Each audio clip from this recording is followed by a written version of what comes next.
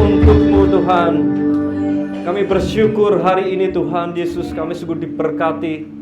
Kami sungguh merasakan damai sukacita hadirat-Mu yang melawat setiap kami. Kami percaya Tuhan, saat kami meninggikan nama-Mu, Engkau ada di tengah-tengah kami. Dan saat ini kami siap untuk menerima kebenaran firman-Mu Tuhan. Nyatakan isi hati-Mu Tuhan. Kami percaya bahwa ada sesuatu yang besar yang Kau sediakan. Rencana-Mu Tuhan, nyatakan rencana-Mu. Terima kasih Tuhan Yesus, terima kasih Roh Kudus. Seringkali kami tidak mengerti hari-hari jalan-jalan kami yang lalui Tuhan. Tapi satu hal kami percaya, bahwa Engkau punya rencana atas hidup kami. Urapi hamba-Mu yang akan menyampaikan isi hati-Mu Tuhan. Dan lawat jamah setiap kami, agar kami semakin Tuhan mengenal Engkau lebih dalam lagi, mengerti apa yang Kau kehendaki atas hidup kami Tuhan. Lindungi kami di dalam nama Tuhan Yesus. Kami siap mendengarkan firman Tuhan. Sama-sama katakan amin. Amin. Shalom. Shalom. Happy Sunday jemaat GRC yang luar biasa. Haleluya. Apa kabarnya sore hari ini? Luar biasa. Luar biasa ya. Puji Tuhan, saya percaya kita semuanya diberkati. Ya, amin. Dan hari ini saya bersyukur pada Tuhan yang sudah memberikan kepercayaan untuk menyatakan isi hatinya. Ya, terima kasih juga buat Pak Gembala yang sudah mempercayakan. Terima kasih buat seluruh jemaat GRC yang luar biasa, yang dikasih Tuhan. Puji Tuhan. Baik, hari ini saya akan membahas bagaimana cara hidup jemaat Kristen mula-mula, ya. Boleh disiapkan ya ayatnya ya. Kita buka sama-sama dalam Kisah Para Rasul 2 ayat 41 sampai 47. Ya. Dan saya akan memberikan sedikit latar belakang sejarah fakta ya. Bagaimana kehidupan kekristenan saat itu di abad pertama, jemaat Kristen mula-mula saat itu ya. Dan kita tahu saudara bahwa saat itu ada dua tokoh yang sangat berperan dalam pertumbuhan kekristenan, yaitu Petrus dan Paulus ya. Kita akan sama-sama belajar. Bisa bukakan ya ayatnya ya. Baik. Kisah Para Rasul 2 ayat 41 sampai 47. Judul perikopnya apa? Cara hidup jemaat yang pertama. Baik. Ya, saya akan membaca dimulai 41 kemudian bergantian ya. Orang-orang yang menerima perkataannya itu memberikan diri dibaptis, dan pada hari itu jumlah mereka bertambah kira-kira 3.000 jiwa. Saudara, Mereka bertekun dalam ajaran rasul-rasul dan dalam persekutuan, dan mereka selalu berkumpul untuk mencapai dan berdoa. maka ketakutanlah mereka semua. Sedang rasul-rasul itu mengadakan banyak mujizat dan tanda-tanda. Dan semua orang yang percaya tetap bersatu, dan segala punya mereka adalah dengan bersama. Dan selalu ada dari mereka yang menjual harta miliknya, lalu membagi-bagikannya kepada semua orang sesuai dengan keperluan masing-masing. Dengan tekun dan dengan hati, mereka berkumpul tiap-tiap hari dalam Allah. Mereka mencatat roti di rumah masing-masing secara berdiri, dan makan bersama-sama dengan gembira dan dengan tulus hati. Ya, ini ayat terakhir, kita perkatakan sama-sama ya. Sambil memuji Allah, mereka disukai semua orang. Dan tiap-tiap hari Tuhan menambah jumlah mereka dengan orang yang diselamatkan. Katakan amin. Amin. Puji Tuhan. Ya, jadi kenapa hari ini saya ingin membahas bagaimana pola hidup daripada jemaat Kristen mula-mula. Saya mencatat ada beberapa hal yang penting yang bisa menjadi teladan kita bersama, ya. Tetap ditampilkan ayat terakhir. Di situ dikatakan apa? Mereka disukai orang. Amin. Iya. Jemaat mula-mula saat itu disukai banyak orang. Tentunya saudara di tempat ini pun ingin menjadi suatu pribadi yang disukai banyak orang. Haleluya, amin. Ya, saya pikir orang normal gak ada yang mempunyai keinginan untuk tidak disukai. Ya, saya lihat preman sekalipun, penjahat pun tetap ingin disukai orang, gitu ya. Punya naluri, ya, ingin disukai banyak orang. Dan ini menjadi kerinduan kita, saudara ya, tentunya ya. Jadi hal pertama yang ingin saya sampaikan, motivasi kenapa kita harus belajar, yaitu kita bisa meneladani bahwa mereka disukai banyak orang, ya. Kemudian hal kedua, saudara ya, dikatakan di situ bahwa Tuhan menambah jumlah mereka dengan orang yang diselamatkan. Amin. Ya, keselamatan jiwa itu sangat mahal sekali harganya di mata Tuhan. Ya, kita tahu semuanya ya. Ada sukacita di sorga kalau satu jiwa bertobat dan diselamatkan. Bahkan Tuhan katakan, apalah arti engkau mempunyai seluruh dunia ini, tetapi engkau kehilangan nyawanya. Kita mau kaya sekaya apapun, tapi kita kehilangan nyawa, alias kita gak diselamatkan, itu gak ada artinya. Jadi begitu pentingnya kita memperhatikan keselamatan itu, ya. Dan kita bisa belajar, saudara, dari jemaat mula-mula. Tuhan menambahkan mereka dengan orang yang diselamatkan. Jadi jumlah orang-orang yang diselamatkan saat itu bertambah terus. Dan saya percaya di tempat ini kita memiliki kerinduan yang sama. Amin. Kita rindu bahwa gereja JRC ini semakin Tuhan tambah-tambahkan jiwa-jiwa yang diselamatkan. Tuhan kirimkan jiwa-jiwa berdatangan di tempat ini. Ada amin? Haleluya. Itu kerinduan kita semuanya. Haleluya. Dan alasannya ketiga, kenapa kita harus belajar kepada cara hidup mereka. Saya mencatat bahwa ini adalah cikal bakal, ya, saudara, cikal bakal sejarah adanya gereja di seluruh dunia di muka bumi ini. Ya, boleh dikata kita ada di tempat ini itu karena jasa, ya, perjuangan dari mereka, saudara, dari jemaat mula-mula, ya. Jadi ini sekali lagi, ini ada cikal bakal lahirnya keberadaan seluruh gereja di muka bumi ini, ya. Jadi sangat meninggalkan legacy yang luar biasa bagi kita semuanya. Dan mari kita belajar hari ini, ya. Dan saya mencatat, saudara, ada beberapa nilai dalam satu perikop yang kita baca tadi. Ada beberapa nilai yang positif yang kita sama-sama dapat belajar dari kehidupan jemaat mula-mula saat itu, ya. Yang pertama adalah bertekun. Katakan sama-sama, bertekun. Lebih semangat lagi, bertekun. Haleluya. Kalau kita mau tekun, kita harus semangat.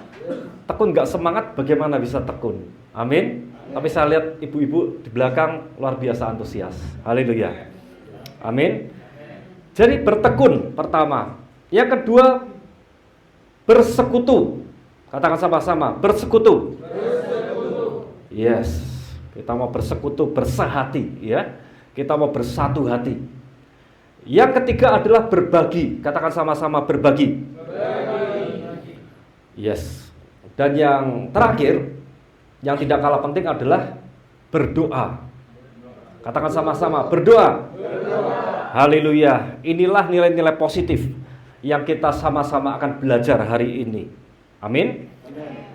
Ya, seringkali kita bisa melakukan hal itu, ya. Tadi katakan apa tadi? Ada yang ingat enggak? Kalau ingat, keempat-empatnya dapat hadiah nih dari Pak Gembala. Apa tadi? Baru 1 menit sudah lupa. Ayo. Bertekun, bersahati. Bertekun, bersahati, bersekutu, bersahati, ya sama. Berbagi, berdoa. Ya, seringkali kita, ya, saya percaya di tempat ini enggak, seringkali orang-orang mungkin mudah sekali melakukan hal itu. Saat apa? Tahu enggak? Saat kondisinya diberkati. Haleluya. Seringkali kita melihat seperti itu. Kita memang mudah ngomong, ya. Oh, saya mau bertekun, mau bersahati, mau rajin beribadah, bertekun, ya. Mau bersekutu. Saat kondisi diberkati. saat kondisi nyaman, saat kondisi baik-baik saja.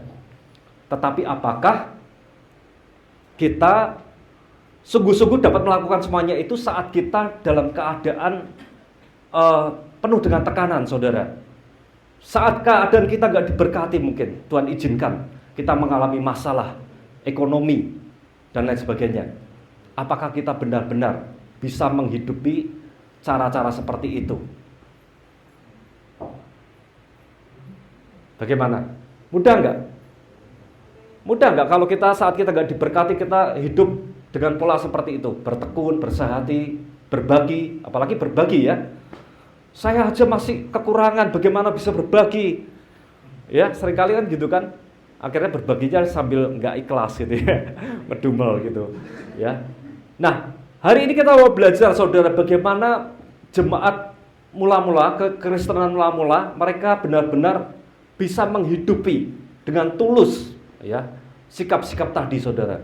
Ya. Kalau kita lihat kondisi jemaat mula-mula saat itu, mereka hidup di abad pertama, saudara ya. Di mana abad pertama itu dipimpin oleh Kaisar Nero ya, yang terkenal sangat kejam sekali ya. Mereka hidup dalam tekanan yang luar biasa, saudara ya. Tekanan yang luar biasa, dan saya ingin berbagi sedikit ya sejarahnya kenapa mereka mengalami penganiayaan, tekanan ya.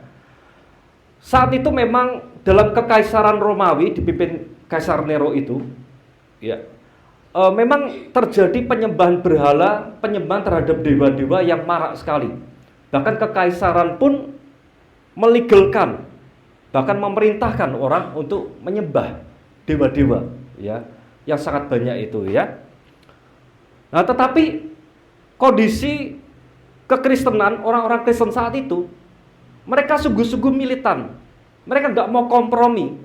Mereka nggak mau taat melakukan apa yang kaisar perintahkan, saudara.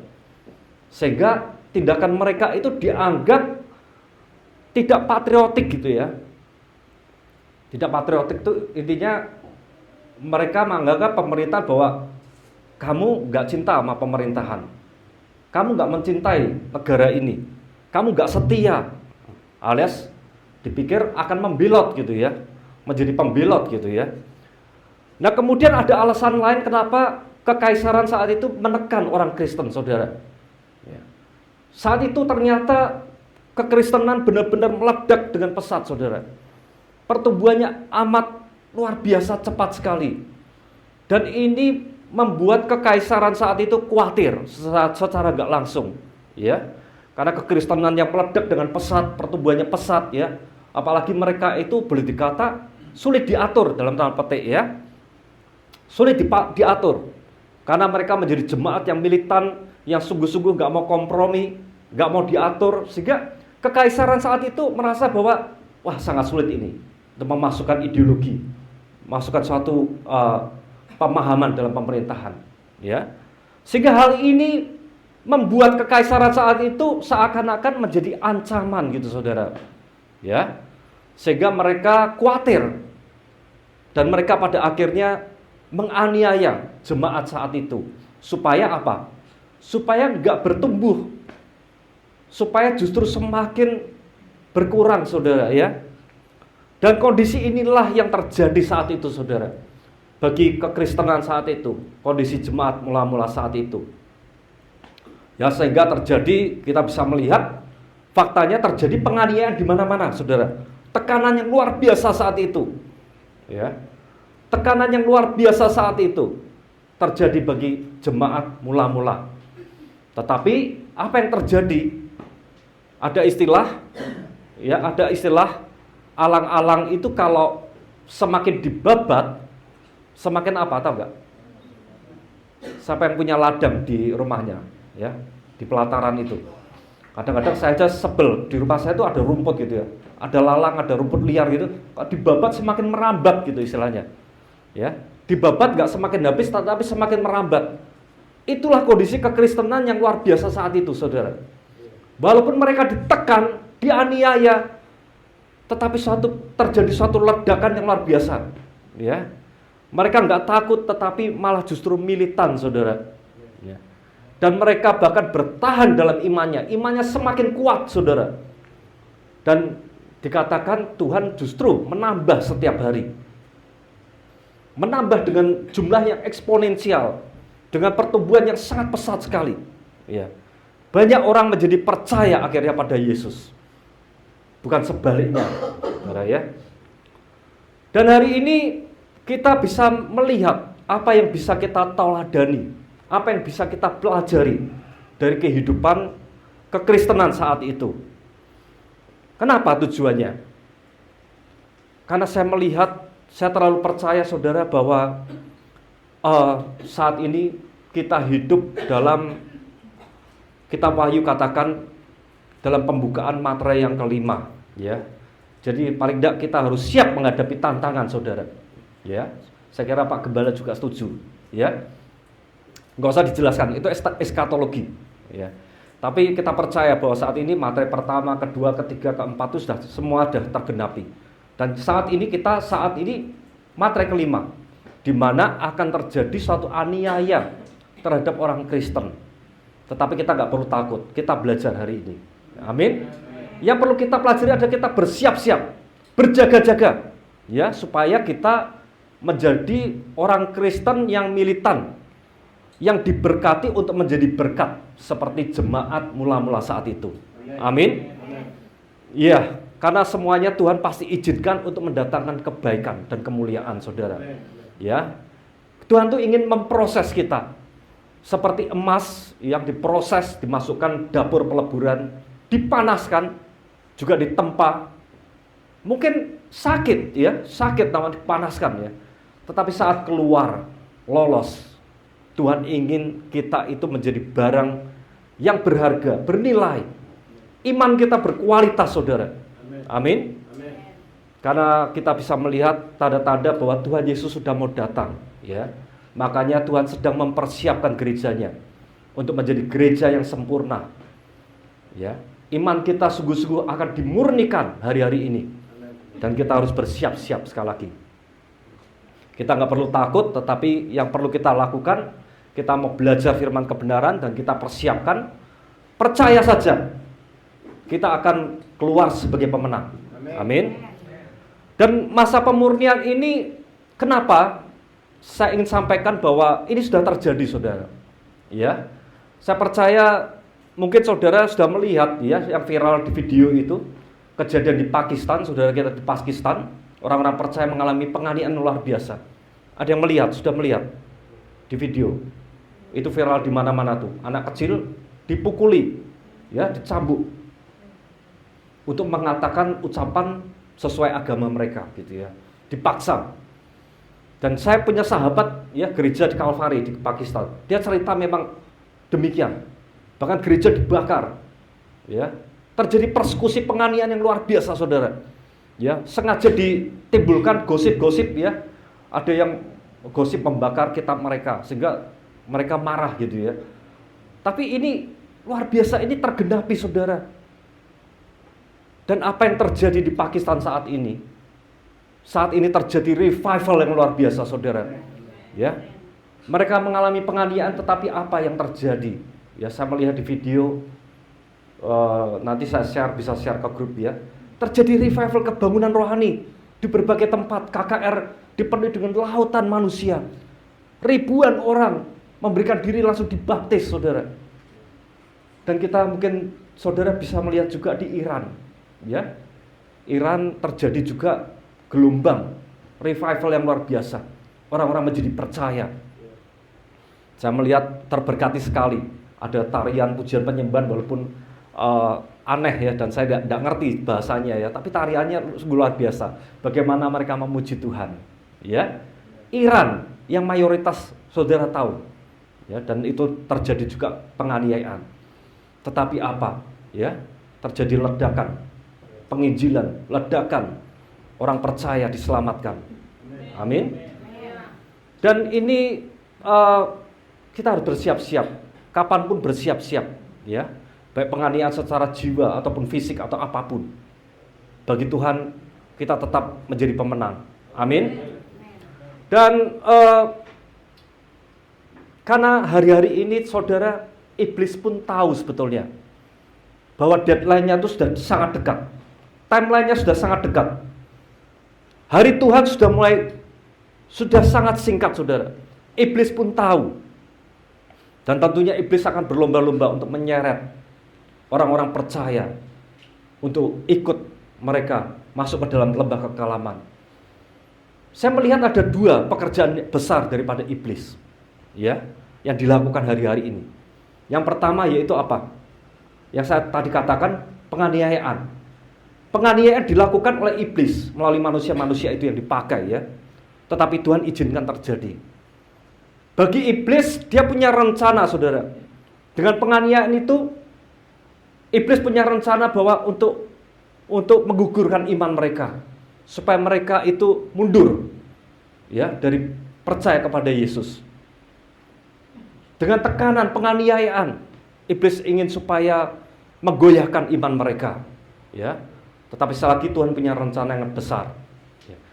Kemudian pekerjaan iblis yang kedua saya mencatat yang marak hari-hari ini adalah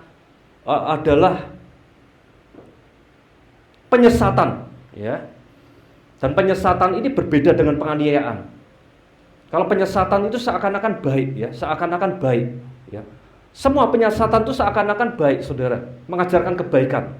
Bahkan cukup banyak menggunakan firman Tuhan, tetapi dibelokkan, menyimpang dari kebenaran, ya. Dan itu akhirnya adalah menyesatkan banyak orang, ya.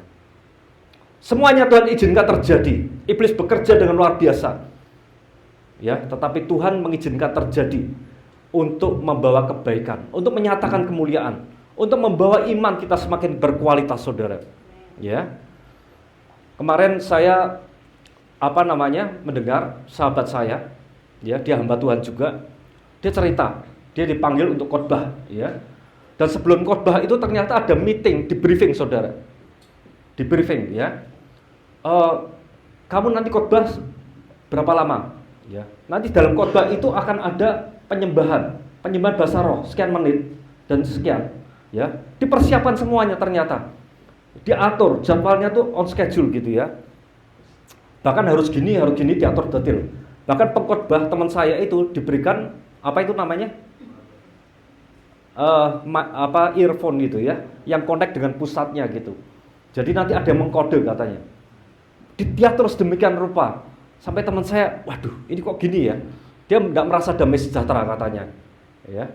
Dan hari-hari ini, saudara, banyak sekali kita harus hati-hati bahwa banyak sekali pengajaran-pengajaran yang masuk ke gereja.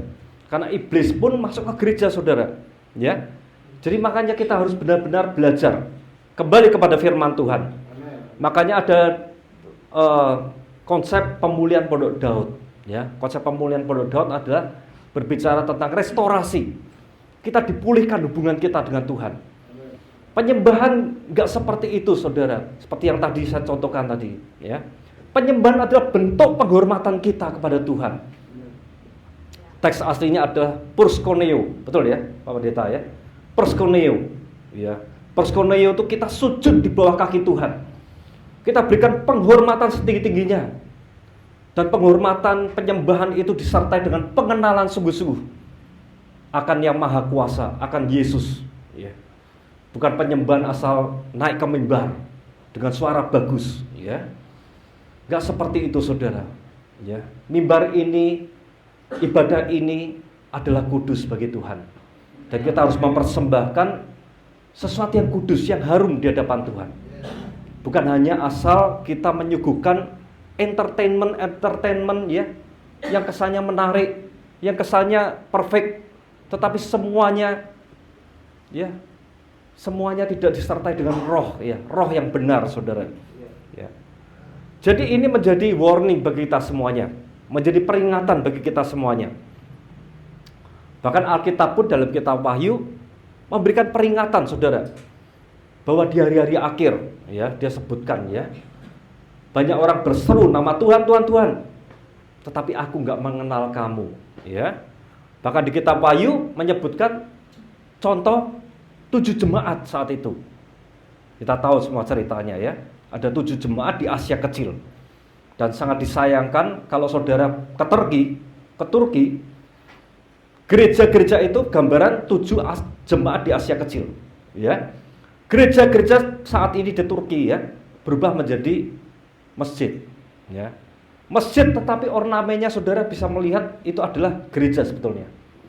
Tetapi sangat disayangkan sekarang beralih menjadi masjid, saudara, ya. Hanya ada satu Tuhan katakan yang berkenan di hadapan Tuhan. Ada yang tahu? Semangat atau ngantuk nih? Semangat ya. Ada tahu nggak? Satu yang dipuji. Yang tahu dikasih hadiah sama Pak Gembala nih. Ya. Saya percaya tempat ini dimuridkan luar biasa. Ya. Philadelphia, ya, dipuji oleh Tuhan. Hanya satu bayangkan di antara 7. Yang satu tidak dipuji, tidak dicela. Jemaat Smyrna. Ya. Jemaat Efesus dikatakan engkau kehilangan kasih mula-mula. Jemaat Pergamus dikatakan engkau membiarkan ajaran sesat masuk ke gereja, tegur dengan keras oleh Tuhan. Kemudian jemaat di Tiatira, ya, mereka kompromi terhadap bentuk-bentuk penyembahan berhala, perzinahan bahkan. Ya. Kemudian jemaat di Sardis dikatakan teguran dengan keras, engkau sepertinya hidup, tetapi roh kamu ternyata mati. Wow, mengerikan saudara. Dan saya pun jujur miris melihat banyak gereja akhir-akhir ini seperti itu. Mereka kayaknya bergereja, berjemaat, tetapi kehilangan spirit lagi, saudara. Ya, jangan sampai tempat ini seperti itu. Saya percaya di tempat ini saya melihat tadi pujian penyembahnya aja on fire semuanya. Haleluya. Semangat? Ya. Jemaat di Laodikia, saudara, dikatakan suam-suam kuku. Ini jemaat yang paling ditegur keras saat itu, saudara. Karena apa? Mereka memang kaya secara materi, tetapi mereka miskin rohani, saudara. Dan kalau kita lihat gambaran kitab Wahyu ini, sebetulnya adalah berlaku saat ini juga. Kita tahu kitab Wahyu, ya, kitab Wahyu, pewahyuan, past, present, dan future, ya, menggambarkan kehidupan saat ini, saudara. Mengerikan enggak? Bayangkan, umat Kristen di dunia ini ada berapa? Kalau saya buka di Google, 30% itu separuhnya Katolik, berarti 15%, ya. 15%. Kalau 15% bagi 7 berapa, saudara? Saya ketemu angka 2%, bayangkan. 2% saja yang berkenan di hadapan Tuhan. Pertanyaannya apakah, coba kita introspeksi, apakah kita masuk dari 2% itu? Makanya hari ini kita mau belajar sungguh-sungguh, kita introspeksi, kita mau berakar lagi kepada kebenaran firman Tuhan, dan kita mau sungguh-sungguh meneladani apa yang berkenan di hadapan Tuhan, seperti jemaat mula-mula itu. Ya, amin. Baiklah, kita kembali ke konteks, ya, ke konteks kita belajar jemaat mula-mula saat itu. Apa yang dikehendaki Tuhan? Apa yang berkenan di hadapan Tuhan? Ya, walaupun kita melalui tantangan, perjuangan, masalah apapun, ya, mereka tetap berkenan di hadapan Tuhan. Bahkan mereka meninggalkan legacy yang luar biasa. Bahkan sampai saat ini kita nikmati adanya gereja sampai saat ini karena jasa mereka semuanya. Ya, kita akan belajar beberapa nilai-nilai yang tadi kita ucapkan bersama-sama. Ya, bertekun. Buka kembali dalam Kisah Para Rasul 2 ayat 42. 2 ayat 42a, bagian pertama aja. Kita katakan bersama-sama, mereka bertekun dalam pengajaran rasul-rasul dan dalam persekutuan. Cukup A aja, ya, yang pertama. Jadi apa? Bertekun, ya. Apa yang menjadi rahasianya? Ternyata mereka bertekun, ya. Kita harus bertekun. Saat itu mereka bertekun dalam pengajaran rasul, dan mereka menerima dengan tulus, dengan sukacita pengajaran rasul itu. Mereka tidak hanya menerima, tetapi mereka menghidupi pengajaran yang disampaikan oleh rasul saat itu. Ya.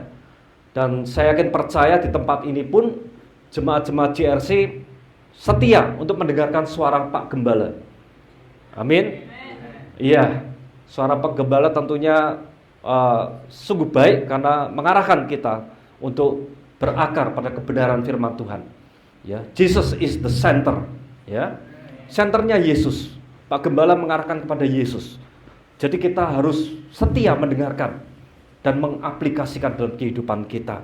Amin. Karena hari-hari ini banyak sekali saudara bentuk-bentuk penyesatan, ya. Kalau kita nggak sungguh-sungguh berakar pada pengajaran, pada firman Tuhan, kita akan mudah diombang-ambingkan oleh penyesatan. Ya, saya ada satu termasuk tokoh menurut saya pendeta yang senior sekali di tempat di Jakarta, ya.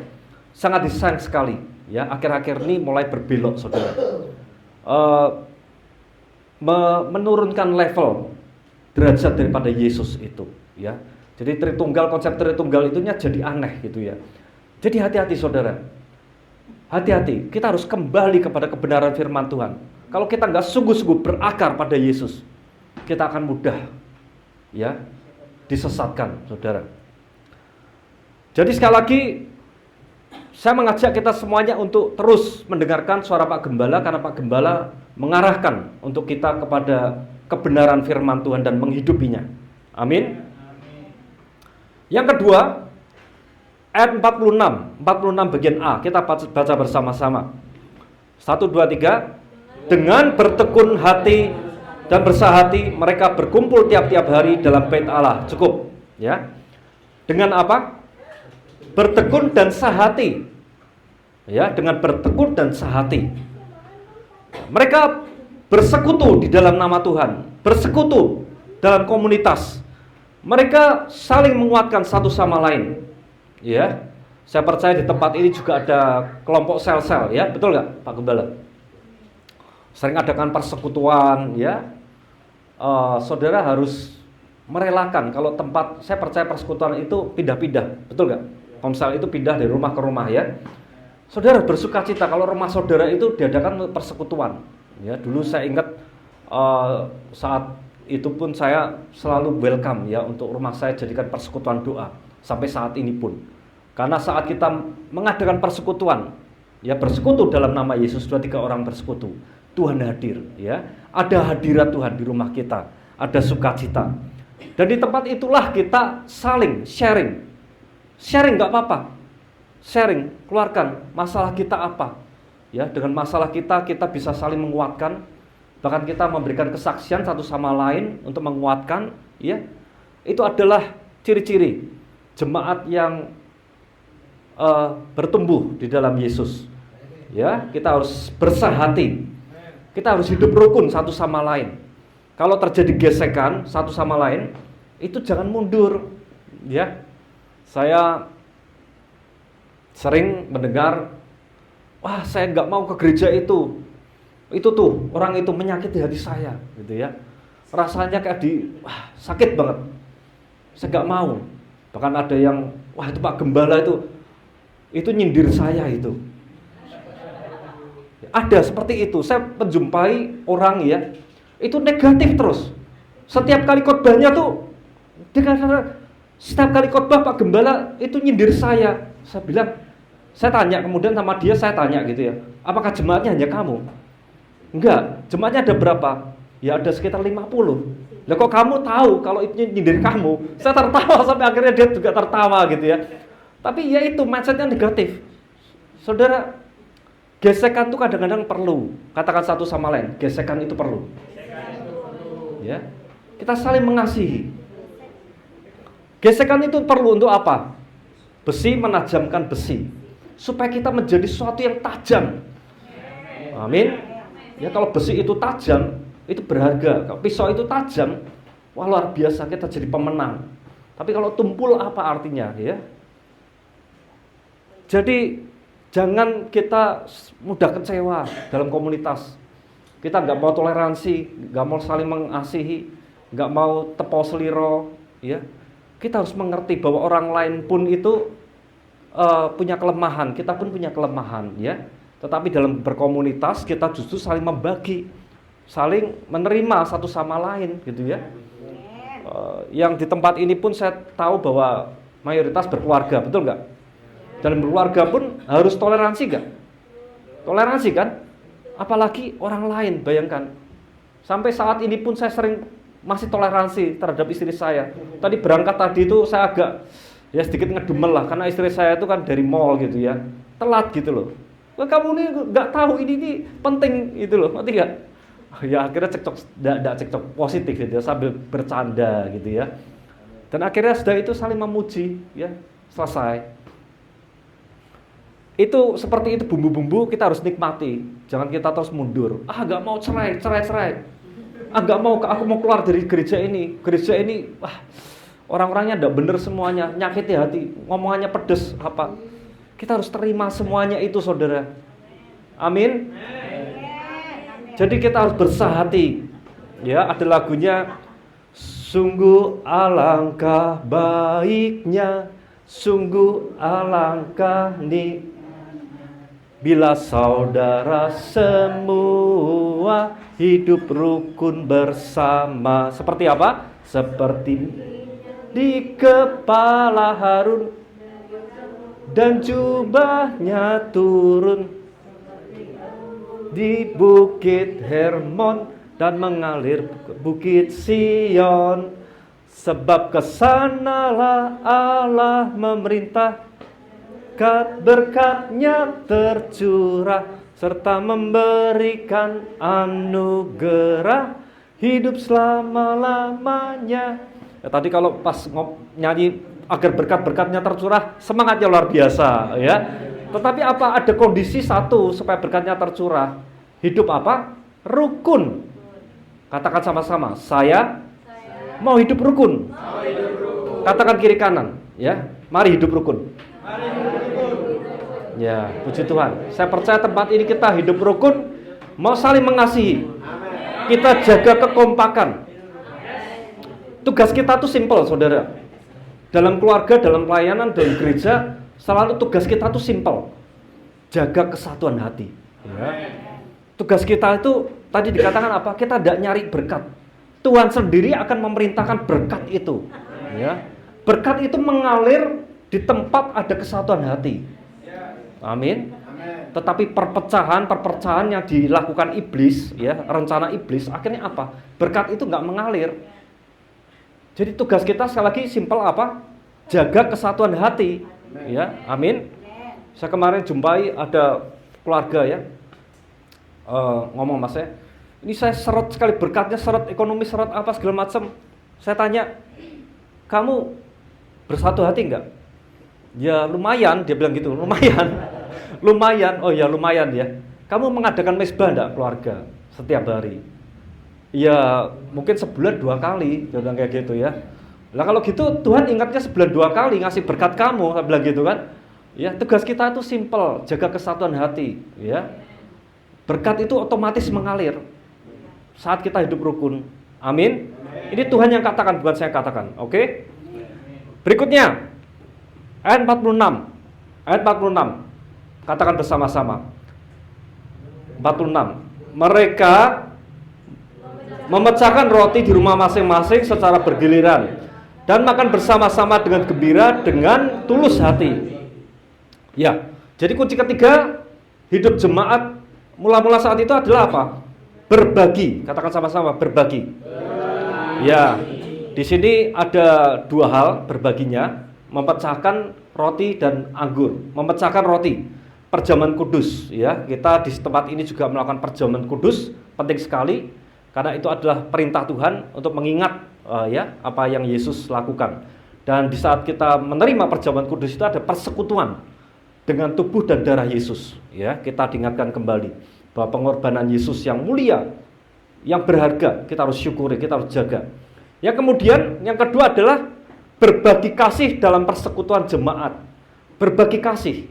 Kita harus saling berbagi dalam persekutuan jemaat, ya. Di tempat ini kita harus juga saling memberi, ya, saling memberi. Bukan hanya mengharapkan menerima. Kita harus belajar untuk memberi, ya. Ada sukacita yang luar biasa saat kita memberi. Dan di tempat ini tadi diajarkan memberi. Kalau kita memberi, Tuhan itu menyediakan benih tadi ya dikatakan ya. Saat kita menabur itu Tuhan yang sediakan. Alkitab katakan menabur dengan mencucurkan air mata, menuai, pulang dengan menuai sorak-sorai. Ya. Tuhan ingin kita memiliki hati yang memberi, saudara. Dan itulah yang dilakukan oleh jemaat mula-mula saat itu. Ya. Dikatakan di ayat 44-45, dan semua orang yang telah menjadi percaya tetap bersatu, dan segala kepunyaan mereka adalah kepunyaan bersama. Wow, luar biasa ya. Segala kepunyaan mereka itu menjadi kepunyaan bersama. Jadi alias apa? Mereka nggak hitung-hitungan. Ya, mereka nggak hitung-hitungan. Dan dikatakan selanjutnya, dan selalu ada dari mereka yang menjual miliknya, lalu membagi-bagikannya kepada semua orang sesuai dengan keperluan masing-masing. Wow, dahsyat. Ya, jadi kebersamaan jemaat mula-mula saat itu luar biasa. Ada yang berkekurangan, jual miliknya, berikan, ya, nggak hitung-hitungan, saling memberi, saling peduli, saling mengerti satu sama lain. Wow, kesehatian yang luar biasa ini, bentuk pengorbanan mereka sebagai rasa syukur bahwa mereka sudah diselamatkan oleh Tuhan. Amin. Jadi kita harus mempunyai mental memberi, saudara. Katakan kiri kanan, saudara. Punya mental memberi. Iya. Firman Tuhan katakan itu, kita harus punya mental memberi. Lebih baik memberi daripada menerima. Ya. Tetapi masih banyak yang dijumpai, ya, orang-orang walaupun kaya, tetapi wah, nggak mau rugi, hitung-hitungannya rumit banget, ya. Kalau menabur itu, wah, apa untungnya bagiku, ya. Dia hitung-hitungan sekali, ya. Itu yang nggak dikehendaki Tuhan, saudara. Kita harus punya mental memberi sekali lagi, ya. Dan Alkitab selalu katakan bahwa kalau kita memberi dengan syukur, dengan ikhlas, kita nggak pernah akan kekurangan, saudara. Memberi itu bukan berarti saudara berkurang, ya. Justru Tuhan itu akan menyediakan semakin lebih banyak lagi. Ya. Kita bisa melihat di Alkitab contoh, ya, saat itu di Bait Allah Tuhan Yesus mengajar, kemudian ada janda miskin, ya, ada ibadah janda miskin itu memberikan hanya 2 peser, 2 peser, bayangkan. Terus ada orang-orang kaya memberikan dalam jumlah yang besar, ya. Tetapi apa? Tuhan katakan bahwa janda ini memberikan lebih banyak daripada semua orang di situ. Bayangkan, hanya 2 peser loh. 2 peser, ini ada janda 2 peser. Dikatakan janda ini lebih banyak memberi daripada semua orang di total saat itu. Ya. Karena dikatakan Tuhan apa? Orang-orang lain itu memberikan dalam kelimpahan. Tetapi janda ini hanya punya 2 peser tapi diberikan semuanya. Wow, luar biasa ya. Luar biasa, sungguh luar biasa. Ya. Dan Tuhan sungguh berkenan, Tuhan sungguh senang terhadap sikap orang hambanya yang benar-benar tulus mau memberi, saudara. Ya. Dan kita bisa melihat juga contoh teladan Yesus saat memberikan roti, memberikan makan berapa ribu orang saat itu? 4.000 orang. Ya. Yesus tergerak oleh belas kasihan. Ada saat itu 5 roti dan 2 ikan. Ya. Yesus mengucap syukur. Apa yang Yesus lakukan supaya mukjizat itu terjadi? Supaya 5 roti dan 2 ikan itu dapat memberikan makan 4.000 orang. 4.000 itu gak cuma 4.000, ada istrinya, ada suaminya, ya sekitar 10.000 dengan anaknya. Ya. Apa yang Yesus lakukan? Yesus menghadap ke langit, dia mengucap syukur ke atasnya. Dan dia memecah-mecahkan roti itu. Dan ini berbicara apa, saudara? Ya. Mukjizat dapat terjadi saat Tuhan Yesus bersyukur dan memecah-mecahkan dan membagi-bagikan. Ya, saat dibagi-bagikan belum jumlahnya 10.000, saudara. Ya, kalau 10.000 tidak mungkin murid-muridnya bisa membawa gitu ya. Jadi belum terjadi mukjizat. Tapi saat dibagikan itulah mukjizat bisa terjadi. Amin. Jadi mari kita belajar untuk merelakan hati untuk berkorban, memberi kepada sesama, terutama yang lemah, yang membutuhkan. Ya, karena saat kita memberikan kepada orang yang membutuhkan, yang lemah itu, engkau sedang memiutangi Tuhan. Ya. Ya. Dan 2 Korintus 8 ayat 14, kita baca bersama-sama. 2 Korintus 8 ayat 14. Mari kita baca bersama-sama. 1, 2, 3. Maka hendaklah sekarang ini kelebihan kamu mencukupkan kekurangan mereka, agar kelebihan mereka kemudian mencukupkan kekurangan kamu, supaya ada keseimbangan, ya. Supaya ada apa? Keseimbangan. Jadi tempat ini pun kita harus saling, ya, memberi, saudara, ya. Gak apa-apa, memberi itu gak harus materi dulu, tetapi perhatiannya, doanya, kepeduliannya satu sama lain. Memberi juga berarti bukan hanya materi tapi empati kita, ya. Kita mendengar, menjadi pendengar, pendoa aja dan cukup bagus. Kita saling berbagi kasih di tempat ini. Dan itulah yang terjadi. Mereka jemaat-jemaat mula-mula saat itu. Mereka mau peduli terhadap sesama, ya. Dan kemudian yang terakhir adalah apa? Berdoa. Berdoa, ya. Kita tahu bahwa doa itu adalah kekuatan yang utama orang percaya. Doa adalah sarana komunikasi langsung dengan Bapa di sorga. Ya, bahkan dikatakan Tuhan itu menjawab sejauh doa kita. Jauhnya Tuhan itu seberapa sih? Ya doa kita. Dekat nggak? Nggak jauh kan? Ya, kadang-kadang orang melihat mana Tuhan, mana Tuhan. Tuhan nggak ada.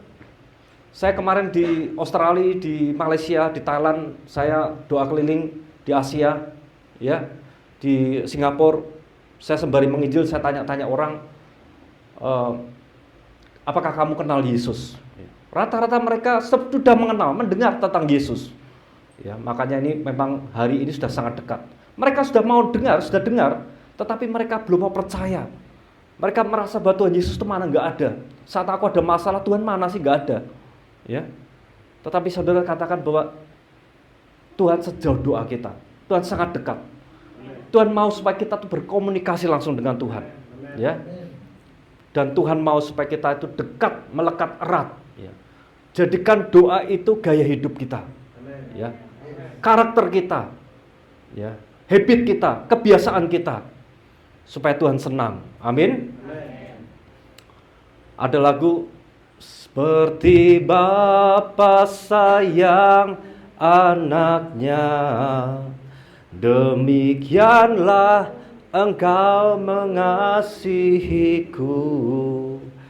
Kau jadikan biji matamu, Kau berikan semua yang ada padamu.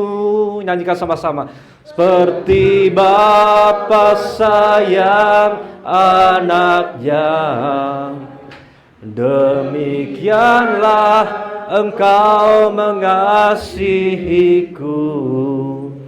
Kau jadikan biji matamu, Kau berikan semua yang ada padamu. Haleluya. Kita ini biji matanya Tuhan. Wow, dahsyat. Biji mata itu berarti kita tuh dekat, ya. Biji mata seperti Bapa sayang anaknya, ya. Kita itu disayang Tuhan. Bahkan kemarin saya di Facebook mengatakan status saya, kita itu sungguh harusnya bersyukur karena status kita itu adalah anak Allah, ya.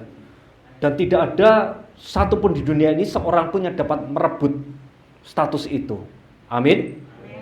Kita mungkin terjatuh dalam dosa, jatuh bangun, tapi statusnya tetap apa? Anak, ya. Tuhan itu seperti Bapa kita, saudara. Ya, ada istilah untuk orang-orang dunia itu yang kawin lagi itu, terus anaknya dikatakan nggak ada bekas anak, ya.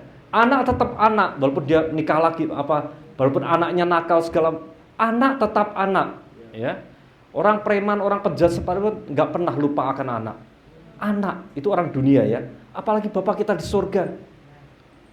Dan sebagai Bapa dan anak itu pengen hubungan yang dekat. Dekat. Makanya kita harus rajin berdoa. Doa ini berbicara nggak hanya doa, tetapi pujian penyembahan. Kita mau puji sembah Tuhan setiap saat. Bahkan seluruh hidup kita mau persembahkan untuk menyenangkan hati Tuhan. Itulah ibadah sejati kita. Amin. Jadi mari kita mengikuti tauladan jemaat mula-mula, ya. Dan ini mau jadikan kita gaya hidup. Apa tadi? Bertekun, bersekutu, bersahati, berbagi, dan berdoa, ya. Ingat itu 4, ya. Sulit gak ingat 4 itu? Tadi apa? Bertekun, bersahati, bersekutu, sehati, berbagi, dan berdoa. Ya, Tuhan akan memberkati kita semuanya. Amin. Dan Tuhan akan menambahkan jumlah-jumlah jiwa-jiwa di tempat ini, ya. Tuhan akan memberkati saudara, kehidupan saudara, keluarga saudara, pekerjaan saudara, pelayanan saudara. Senantiasa Tuhan tambah-tambahkan. Amin. Puji Tuhan, saya bersyukur dan saya percaya tempat ini saudara diberkati Tuhan. Amin. Tuhan Yesus memberkati kita semuanya. Shalom.